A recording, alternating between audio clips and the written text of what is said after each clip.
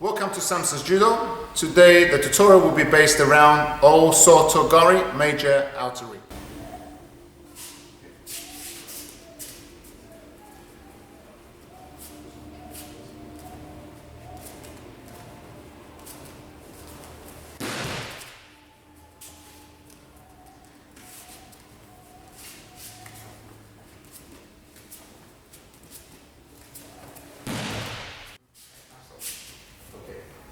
The throw you just seen was name is O Soto Gari, major outer rib.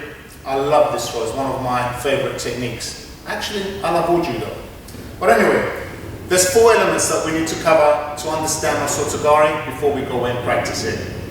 4 key points.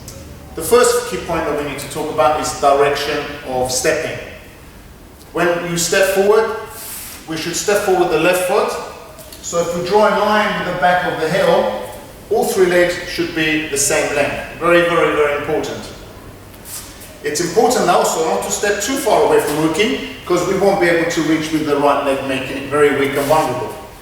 If we step too close to uke, it restricts the leg movement coming through and makes you again very vulnerable. So it should be a very natural stepping action, stepping forward, which should be roughly about a foot. If you put your foot between your uke's leg and your leg, you should be at the right distance. So stepping forward across here. The second element, which is important, is uke's right shoulder, holding onto the lapel. The hand is directing uke in the direction of the throw. In this case, we're not throwing uke backwards, although O Soto Gari is a rear technique. The actual direction of the throw we were working to achieve is at an angle. And what that does is takes uke's balance to the side. I need to try and put uke's weight, all of his weight, onto this leg, making this side of the body very vulnerable. By putting all his weight on this foot and then taking the leg away, you execute a very nice throw. So we have the stepping action, we have uke's lapel grip, which breaks uke's balance to the side. This is called kuzushi, breaking of the balance. The third point is where do we put this hand. A lot of people turn in and they manage to keep the arm straight, which pushes my body to one side, making me a lot weaker. So it's very important that if you look at this arm when we step in, it should actually go just underneath uke's lapel. Yeah? And then by doing that, that's also used to break his balance, taking him into kuzushi again. Come underneath, and then it's used to push uke to the side. Using both hands together, this becomes very, very powerful. We go from kuzushi to tsukuri, which is floating your opponent, making him very, very light and following the momentum of the throw.